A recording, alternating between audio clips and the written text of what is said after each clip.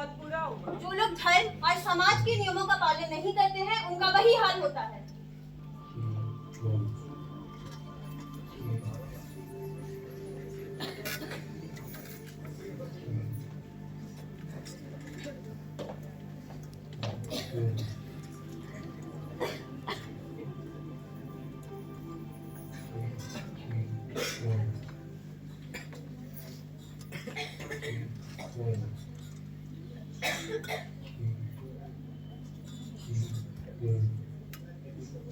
क्या बात है सब?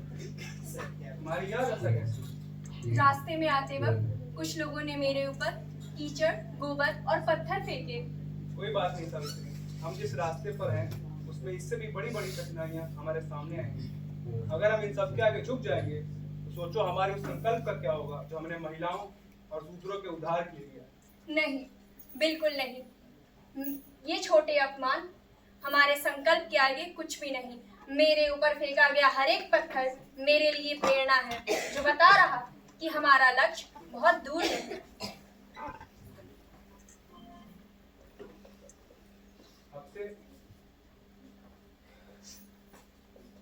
सावित्री, अब से तुम एक अतिरिक्त साड़ी हमेशा अपने पास रखना। मैं नहीं चाहता कि समाज की गंदगी हमारे शिक्षा के मान में आए।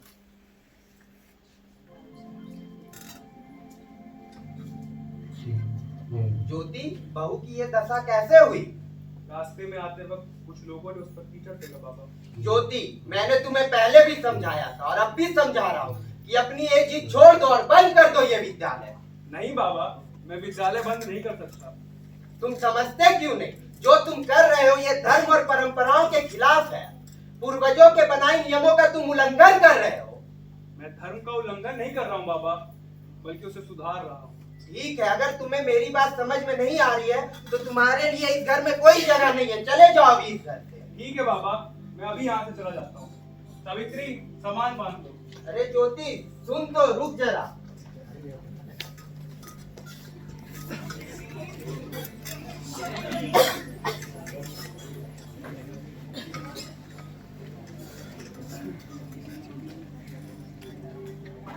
माता सावित्रीबाई और महात्मा ज्योतिबा फुले अपने घर से निकलकर उनके बचपन के मित्र उस्मान शेख के यहाँ रहे। अपने घर से निकलने के बाद उन्हें कई प्रकार की खराब परिस्थितियों का सामना करना पड़ा, पर इस विकट परिस्थितियों के बावजूद शिक्षा के प्रति उनका संकल्प धूमिल नहीं हुआ। अगले 4 वर्षों में अपने मित्रों उस्मान शेख, फातिमा शेख, लहू जी और तात्या भिड़े की मदद से उन्होंने 20 अतिरिक्त विद्यालयों की स्थापना की। उनके इन कदमों को देखते हुए, उनके इन प्रयासों को देखते हुए अंग्रेजी सरकार ने उनकी काफी सराहना की। इस क्रम में 16 नवंबर 1852 को पुणे के विश्राम बाग विद्यालय में मेजर थॉमस कैंडी ने उनको सम्मानित किया।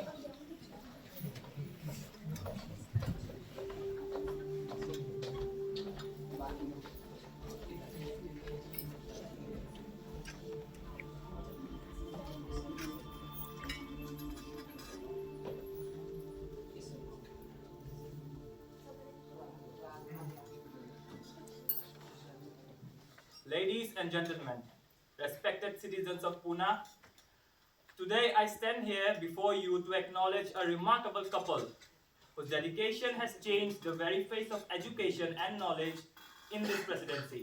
Fortunately, Mr. Jyotirao Phule and Mrs. Savitri Phule. Your tireless efforts in establishing schools for girls, Dalits, and for all those who long denied the light of education and knowledge deserves the highest admiration. On behalf of the government's education department, today I would like to felicitate Jyotirao.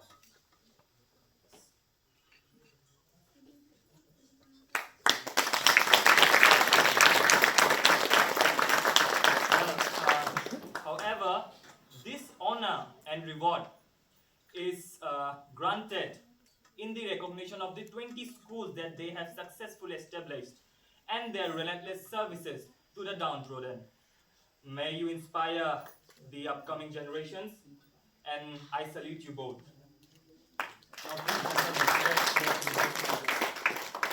Thank you, Mr. Candy.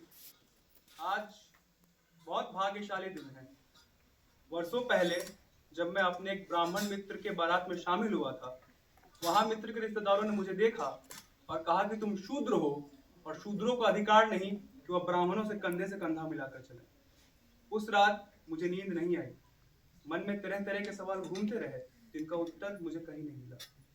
धीरे धीरे मन में यह बात आ गई कि हमें आत्मसम्मान पाने के लिए संघर्ष करना होगा और संघर्ष करने के लिए उठाने होंगे हथियार, परंतु तोप तलवार नहीं, बंदूक गोली नहीं, बल्कि शिक्षा। शिक्षा ही वह एकमात्र साधन है जिससे हमें आत्मसम्मान मिल सकता है। उस दिन मैंने शिक्षा के प्रसार करने का संकल्प लिया। इस संघर्ष में मैं अकेला नहीं था, मेरी पत्नी सावित्री का भी इसमें अहम योगदान रहा। विद्यालय जरूर मैंने खोले और सावित्री ने फातिमा शेख जैसे मित्रों के साथ मिलकर उन विद्यालयों को सुचारू रूप से जारी रखा। इसलिए यह सम्मान सिर्फ मेरा नहीं, सावित्री का भी।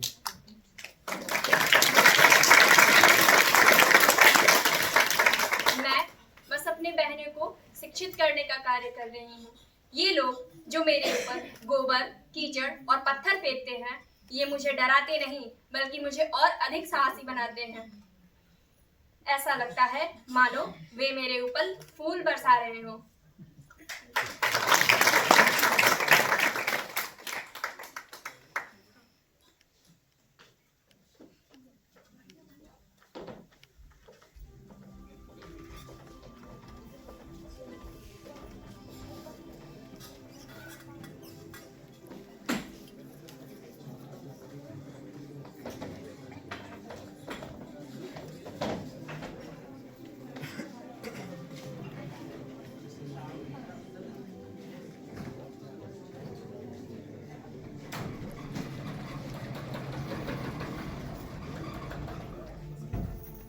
देखा, ये है सावित्रीबाई फुले।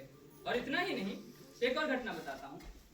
1890 में महात्मा फुले के देहावसान के बाद जब उनके अंतिम संस्कार का समय आया, तो उनके जाति के लोगों ने उनके पुत्र यशवंत राव द्वारा उनका अंतिम संस्कार किए जाने पे विरोध किया, क्योंकि यशवंत राव उनके अपने पुत्र नहीं बल्कि एक विधवा ब्राह्मणी के पुत्र थे, जिन्हें माता सावित्रीबाई फुले और महात्मा ज्योतिराव फुले ने गोद लिया था। और वैसे समय में एक विधवा का पुत्र होना एक अपराध, एक कलंक माना जाता था कि विधवा होने के बाद उसका पुत्र हुआ।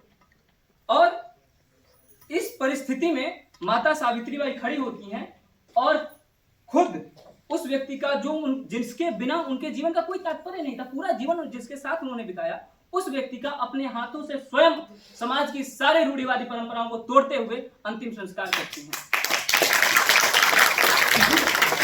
और अपना बचा हुआ जीवन महात्मा फुले के विचारों को, संकल्पों को पूरा करने में देती है।